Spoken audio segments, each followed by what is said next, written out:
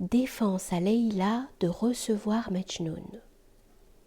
Encore plus passionné qu'il ne l'était avant son départ, Caïs ne laissait écouler aucun jour sans se rendre à la tribu de Leïla.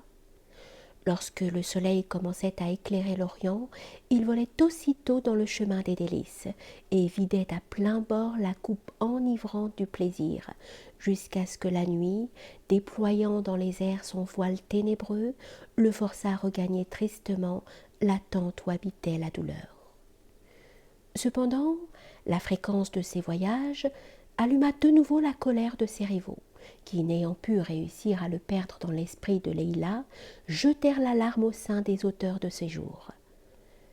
Une nuit, ceux-ci prirent à l'écart, dans un pavillon solitaire, cet tendre enfant qui faisait toute leur joie, et lui dirent avec la plus grande douceur « Quelque peine que prenne la fortune pour voiler un secret, quelque soin qu'elle mette à en écarter l'œil de la curiosité, ses regards, cependant, finissent par le pénétrer.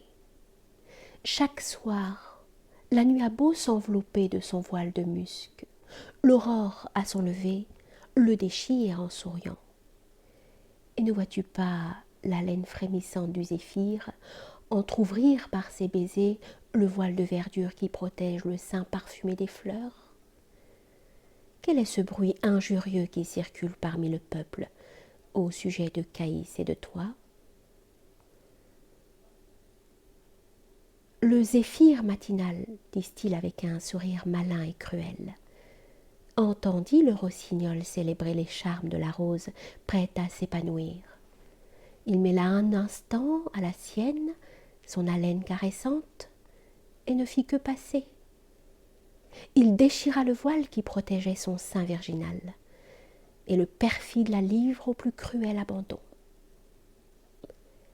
Avant que cette fable ne s'étende davantage et que le souffle impur du peuple ne flétrisse la tendre fleur de ta réputation, évite avec soin tout ce qui pourrait alimenter ces discours qui nous outragent.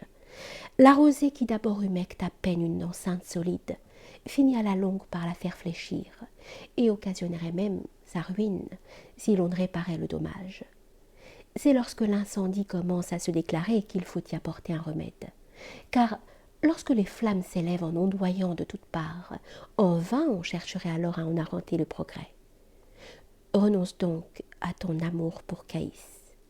Cesse de te livrer un espoir trompeur, de nourrir une flamme qui ne peut qu'attirer sur toi la honte et le malheur. Enveloppé de ta pudeur, défends-lui désormais les abords de ta tente. Sous le voile qui la dérobe au regard profane de l'amour, la jeune vierge est semblable au tendre bouton de la rose qui n'est pas encore épanoui. Dans toute sa pureté, elle croit en paix à l'ombre du bosquet tutélaire, à l'abri de tout outrage. Mais lorsque son sein dévoilé s'est prêté au baiser du rossignol séducteur, bientôt séparé de la tige maternelle et indignement associé à l'herbe méprisable, on l'expose aux passants sur la place publique. Et flétri alors par 1000 mains impures, on chercherait en vain sa première fraîcheur. Quoique forte du sentiment intérieur de ton innocence, et devant être à l'abri de la langue satirique de l'envieux, tu n'as cependant pu éviter son aiguillon cruel. Réduis-la, nous t'en conjurons au silence, en lui ravissant même l'ombre la plus légère du soupçon. L'oreille seule de Leïla se prêtait aux avis de ses parents. Son sein alors même brûlait pour Caïs de l'amour le plus vif. Plus il cherchait à l'aigrir contre lui, plus elle sentait son cœur s'attendrir à son égard. Et lorsque par leurs discours ils outrageaient son ami, Leïla, du fond de l'âme, lui jurait une constance invariable. Que devint Caïs lorsqu'à leur première entrevue, Leïla lui apprit ce qui s'était passé dans cette nuit funeste, l'opposition que ses parents mettaient à leur amour. « Vois, lui dit-elle, toute l'horreur de ma situation. Quelle épine déchirante vient de pénétrer mon âme. Un seul jour passé loin de toi me paraissait insupportable. Que vais-je donc devenir s'il faut que de longs mois, une année peut-être, s'écoulent sans que je jouisse de ta vue? Et cependant, juge toi-même si ce pénible sacrifice n'est pas nécessaire.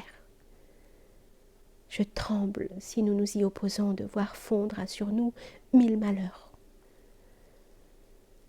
Foudroyé par une telle nouvelle, Caïs s'oublia en entier pour ne plus voir que Leïla, et Leïla malheureuse à cause de lui. Au milieu des sanglots qui le suffoquaient, il fit entendre cette voix tremblante. Souffre désormais en silence, ô mon cœur. Soumets-toi à un exil que t'impose celle qui règle tous tes mouvements. Quand elle t'éloigne d'elle, tu dois lui obéir comme dans ces jours de bonheur où elle t'offrait un asile dans son sein. Celui qui ne sait pas s'immoler à sa maîtresse est indigne du surnom que lui a donné l'amour. Privé même d'espoir, en butte à 1000 dangers, un ami véritable ne doit connaître d'autre loi que celle que lui impose une maîtresse adorée.